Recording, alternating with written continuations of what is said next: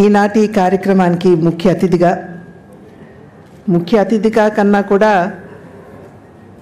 మా యొక్క మంచిని ఆకాంక్షించేటువంటి వ్యక్తిగా ఈ కార్యక్రమానికి విచ్చేసినటువంటి దేశ ఆర్థిక మంత్రి శ్రీమతి నిర్మలా సీతారామన్ గారికి,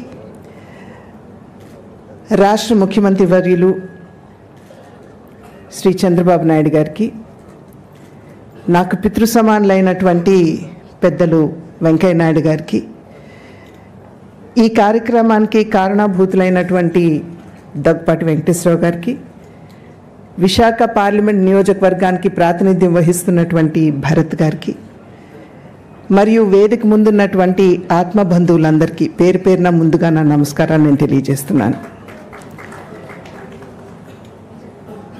వేదిక మీద లబ్ధ పురుషులందరూ కూడా ఉన్నారు. వారి వారి రంగాల్లో అద్భుతమైనటువంటి విజయాలని చెప్పండి, లేదా రికగ్నిషన్ అని నన్ను చెప్పండి, సాధించినటువంటి వ్యక్తులు ఇవాళ వేదిక మీద ఉన్నారు. పెద్దలు వెంకయ్య నాయుడు గారి గురించి కొత్తగా మీకు పరిచయం చేయవలసినటువంటి అవసరం లేదు, చెప్పవలసినటువంటి విషయాలు కూడా లేవు అని చెప్పి నేను భావిస్తాను. వారికి ఉన్నటువంటి చొరవ, చనువు, రాజకీయ ప్రస్థానంలో వారు చూసినటువంటి ఆటుపోట్లు, వాటన్నిటినీ కూడా అధిగమిస్తూ వస్తూ అజాత శత్రువుగా ఇవాళ పేరుగాంచి నేటికి సైతం అందరినీ కలుపుకుంటూ సమాజంలో ముందుకు వెళ్తున్నటువంటి వారు పెద్దలు వెంకయ్య నాయుడు గారు. అదేవిధంగా కేంద్ర ఆర్థిక మంత్రిగా ఒక రికార్డును సృష్టించి 8 పర్యాయాలు ఒక దేశానికి బడ్జెట్ ప్రవేశపెట్టడం అంటే అది నిజంగా ఎంతో అదృష్టం ఉంటే కానీ జరిగేటువంటి విషయం కాదు. అందులోనూ ఈసారి ప్రవేశపెట్టినటువంటి బడ్జెట్ అన్ని వర్గాల వారి నుండి కూడా అద్భుతమైనటువంటి ప్రశంసలు అందుకుంటున్నటువంటి సందర్భంలో అటువంటి కీర్తిని ఆర్జించినటువంటి శ్రీమతి నిర్మలా సీతారామన్ గారు. అదేవిధంగా పరిపాలనా దక్షత అనేటువంటి పదానికి పర్యాయ పదంగా ఇవాళ రాష్ట్రాన్ని ఎంతటి సంక్షోభంలో ఉన్నదో మనందరికీ తెలుసు. అయినప్పటికీ కూడా వారికి ఉన్నటువంటి పరిపాలనా దక్షతతోటి ముందుకు తీసుకెళ్తున్నటువంటి వారు ముఖ్యమంత్రి శ్రీ చంద్రబాబు నాయుడు గారు. అదేవిధంగా ఇప్పుడు ఈ కార్యక్రమానికి కేంద్ర బిందువు 35 సంవత్సరాల సుదీర్ఘమైనటువంటి రాజకీయ ప్రస్థానంలో ఎవరి చేత కూడా వేలెత్తి చూపేటువంటి పరిస్థితి ఏర్పడనీయకుండా మచ్చలేని నాయకుడిగా తన జీవన ప్రస్థానాన్ని ఇప్పటివరకు, ఒక ప్రజా జీవన ప్రస్థానాన్ని ఇప్పటివరకు కూడా కొనసాగిస్తూ ఇవాళ ఇందాక ప్రతి ఒక్కరూ కూడా వారు రాసినటువంటి పుస్తకాల గురించి చెప్పడం జరిగింది. కనుక అటువంటి ఒక రిటైర్డ్ జీవితాన్ని, రిటైర్డ్ అని కూడా నేను అనకూడదు, ఇందాక పెద్దలు వెంకయ్య నాయుడు గారు చెప్పినట్లుగా రిటైర్డ్ కావచ్చు కానీ మేధస్సు మాత్రం టైర్లెస్గా పనిచేస్తుంది అని ఏదైతే వారు చెప్పారో అటువంటి వెంకటేశ్వరరావు గారు. వీరందరూ వేదిక మీద ఉన్నటువంటి సందర్భంలో నిన్నటి నుండి నా కుటుంబ సభ్యులకి నేను వేస్తున్నటువంటి ప్రశ్న, ఇప్పటి వరకు ఈ క్షణం వరకు నాకు జవాబు రానటువంటి ప్రశ్న, నా పాత్ర ఏమిటి? ఇంతటి అద్భుతమైనటువంటి కార్యక్రమం జరుగుతున్నప్పుడు వేదిక మీద ఉన్నటువంటి వారందరూ కూడా ఈ కార్యక్రమం గురించి అన్ని కోణాల నుండి, ఒకరు ఎందుకు రాశానో చెబితే, మరొకరు ఎందుకు దాన్ని ఆస్వాదించాలో, ఎందుకు చదవాలో చెప్పినట్లయితే, మరొకరు చరిత్రని ఏ విధంగా వక్రీకరించి ఎప్పటి వరకు రాయబడిందో దాన్ని ఎందుకు మనం సరిచేసుకుంటూ ముందుకు వెళ్ళాలో, ఇటువంటి అంశాలన్నీ కూడా స్పృశించడం జరిగింది. కనుకనే చెప్పాను, ఈ క్షణం వరకు నాకు జవాబు రానటువంటి ప్రశ్న, నా పాత్ర ఏమిటి?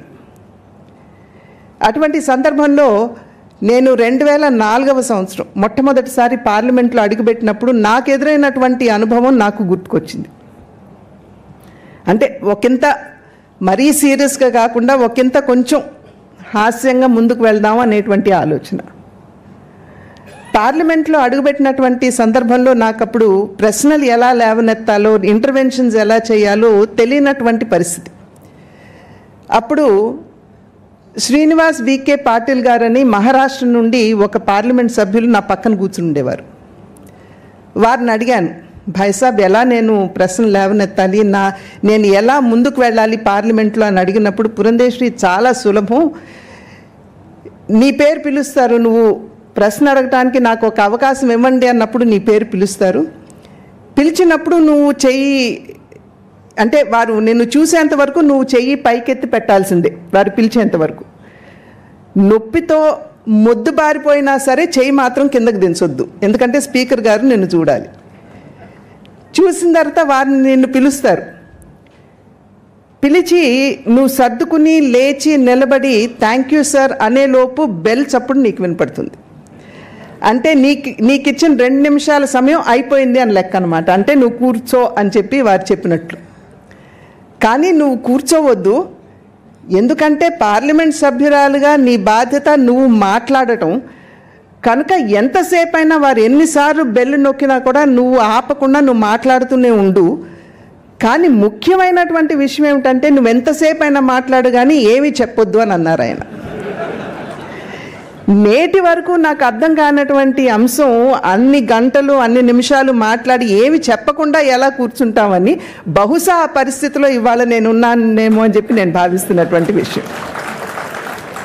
ఎందుకంటే విషయాలన్నీ పెద్దలందరూ కూడా మాట్లాడేయటం జరిగింది. అయితే ఒకటి మాత్రం సత్యం, చరిత్ర అని అనగానే మనకి గుర్తుకు వచ్చేది రాజులు, సామ్రాజ్యాలు, యుద్ధాలు, విజేతలు, ఆక్రమించినటువంటి భూభాగాలు, వీటన్నిటితోటి పాటు చివరిగా అశోకుడు గొప్ప చక్రవర్తి, రోడ్ల నిర్మాణం చేశాడు, చెట్లు నాటారు. ఈ విషయాలు వెంటనే మనకి స్ఫురణకు వస్తాయి. అయితే మనం గుర్తించినటువంటి అంశం ఏమిటంటే ఆ చరిత్ర పుటల్లో అనేక సంఘటనలు, అవి చిన్నవి కావచ్చు పెద్దవి కావచ్చు, ప్రపంచగతిని దేశగతిని మార్చినటువంటి సంఘటనలు అనేకం ఉన్నాయి అనేటువంటి విషయం మనలో చాలామందికి అవగాహన లేనటువంటి విషయం. పోనీ దాన్ని అర్థం చేసుకోవాలి అని ప్రయత్నం చేయటం కూడా చాలా వరకు మనం చెయ్యం. ఎందుకంటే చరిత్ర ఉన్నది, దానికి ఆ సబ్జెక్ట్కి మనం అంత ప్రాధాన్యత ఇవ్వనటువంటి సందర్భం. ఒక రకంగా చెప్పాలంటే గణితం కావచ్చు లేకపోతే శాస్త్రం కావచ్చు, వాటికి ఇచ్చేటువంటి ప్రాముఖ్యత మనం చరిత్రకి ఇవ్వం. కానీ చరిత్రకి ఖచ్చితంగా ప్రాముఖ్యత ఇవ్వాల్సినటువంటి అవసరం ఉన్నది. ఇందాక పెద్దలు చాలామంది చెప్పారు, గత చరిత్రలో జరిగినటువంటి సంఘటనలు మనకి పాఠాలు కావాలి. ఆ పాఠాలని మనం అవగాహన చేసుకుంటూ, వాటి పట్ల అవగాహన పెంచుకుంటూ, జరిగిపోయినటువంటి తప్పుల్ని మనం మున్ముందు చేయకుండా ఏ విధంగా ముందుకు వెళ్ళాలి అనేటువంటి అంశాన్ని మనం అర్థం చేసుకోవాల్సినటువంటి అవసరం చాలా ఉంటుంది అనేటువంటి విషయం.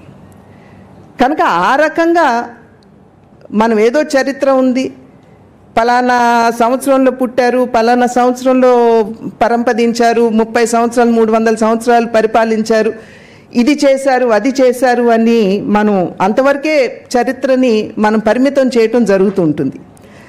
అయితే నిజంగా చెప్పాలంటే ఇందాక చెప్పినట్లుగా గత చరిత్రలో జరిగినటువంటి తప్పిదాలని అర్థం చేసుకుంటూ, పాఠాలు నేర్చుకుంటూ, రాబోయే కాలంలో ఏ విధంగా నిర్మాణాత్మకంగా మనం ముందుకు వెళ్ళగలం అనేటువంటి విషయాల్ని మనం అర్థం చేసుకునే విధంగా మనం చరిత్రని ఖచ్చితంగా చదవవలసినటువంటి లేదా అవగాహన చేసుకోవలసినటువంటి అవసరం ఖచ్చితంగా ఉన్నది. ఇవాళ ఇందాక మాట్లాడుతున్నటువంటి సందర్భంలో చెప్పారు, రాబోయే తరం వారి కోసం క్లుప్తంగా చరిత్రని రాయడం జరిగింది అనేటువంటి విషయాన్ని వారు ఇందాక చెప్పడం జరిగింది.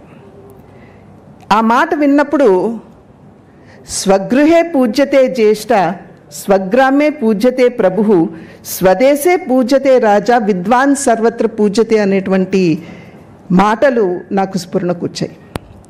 అంటే ఇంటిలో ఇంటి పెద్దని గౌరవించుకుంటాం, గ్రామంలో గ్రామ పెద్దని మనం గౌరవిస్తాము, అదేవిధంగా రాజ్యంలో రాజుని పూజిస్తాము, కానీ విద్యాధికుడు అనేటువంటి వ్యక్తి ఎవరైతే ఉన్నారో సర్వత్రా ఎక్కడికి వెళ్ళినా ఆయన పూజింపబడతాడు, అంటే గౌరవింపబడతారు అని దీని అర్థం.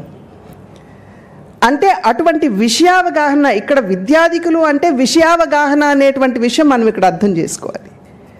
అటువంటి తరాన్ని నిర్మాణం చేయవలసినటువంటి బాధ్యత ఖచ్చితంగా పెద్దలంగా మన అందరి మీద ఉన్నది అనేటువంటి విషయం ముందు మనం ఇక్కడ అర్థం చేసుకోవాలి. కనుక ఆ రకమైనటువంటి బాధ్యతతోటి సాధారణంగా వరల్డ్ హిస్టరీ చదవాలి అని అంటే 10-12 వాల్యూమ్స్ ఉంటాయి. ఒక్కొక్క వాల్యూము 700-800 పేజీలు ఉంటాయి. ఒక పుస్తకం తర్వాత ఒక పుస్తకం 1000 పేజీలు చదువుకుంటా పోవాలంటే మనకి ఆ ఓర్పు ఉండదు, లేదా సంగ్రహించేటువంటి శక్తి కూడా మనకు అంత ఉండదు. కనుక భావితరాల వారికి ఇవాళ మనం పోటీతత్వ ప్రపంచంలో జీవిస్తున్నాం. ఎవరికి అంతటి సమయం కూడా లేదు. ఎవరి బాధ్యతల్లో వారు మనం మునిగి తేలుతున్నాం. అటువంటి పరిస్థితుల్లో రాబోయే తరం వారికి ఈ విషయావగాహన ఏదైతే ఉందో దాన్ని కల్పించాలి అనేటువంటి ఒక తపన. రాబోయే తరం వారు ఇందాక నేను చెప్పినట్లుగా సర్వత్రా అందరిచే గౌరవింపబడేటువంటి తరంగా తీర్చిదిద్దగలనేమో అనేటువంటి ఒక భావన. ఆ ఆలోచనతో నేను నా మనవరాలకి నేను రాశాను అని చెప్పి దగ్గుపాటి వెంకటేశ్వరరావు గారు చెప్పినా, ఇది ఖచ్చితంగా మన అందరి ఇళ్లలో ఉన్నటువంటి బిడ్డలకి అందివ్వాల్సినటువంటి పుస్తకంగా నేనైతే ఖచ్చితంగా భావిస్తున్నటువంటి విషయం. కనుక అటువంటి ఒక ప్రయత్నం సక్సెస్ఫుల్గా చేయటం, ఇందాక చెప్పారు చాట్ జీపీలో పెట్టినప్పుడు ఏ రకమైనటువంటి స్పందన వచ్చింది, ప్రతి అంశం మీద కూడా ఆ చాట్ జీపీ నుండి ఏ రకమైనటువంటి స్పందన వచ్చిందో ఇందాక వారు సవివరంగా మనందరికీ కూడా తెలియజేయటం జరిగింది. కనుక అటువంటి ఒక మంచి పుస్తకాన్ని కేవలం మన వరకు కాదు, మన భావి తరాలకి ఉపయోగపడాలి అనేటువంటి ఆ సంకల్పం ఏదైతే ఉందో దాన్ని నేను హృదయపూర్వకంగా అభినందిస్తూ మరి ఒక్కసారి ఈ యొక్క పుస్తక ఆవిష్కరణ కార్యక్రమం ఏదైతే ఉందో ఇది కేవలం పుస్తక ఆవిష్కరణ కార్యక్రమం అనుకోవట్లేదు. నేను ఆత్మ బంధువులు అని ఇందాక నేను ఎవరినైతే సంబోధించానో అందరినీ ఇవాళ నేను వేదిక మీద నుండి చూస్తున్నప్పుడు అందరూ తెలిసినటువంటి వ్యక్తులు, మాకు చాలా కావలసినటువంటి వారు ప్రతి ఒక్కరూ కూడా ఇక్కడ ఉన్నటువంటి సందర్భంలో ఇటువంటి ఒక చక్కటి కార్యక్రమం నిర్వహించుకోగలగడం అనేది నిజంగా ఇది నాకు చాలా ఆనందం కాదు, నా అదృష్టంగా భావిస్తున్నాను అని చెప్పి తెలియజేస్తూ, ఇప్పటికైనా సరే మా కుటుంబ సభ్యులు మరి జవాబిస్తారేమో అని ఎదురు చూస్తూ నేను లేవనెత్తిన ప్రశ్నకి మీ అందరికీ కూడా హృదయపూర్వకంగా ధన్యవాదాలు.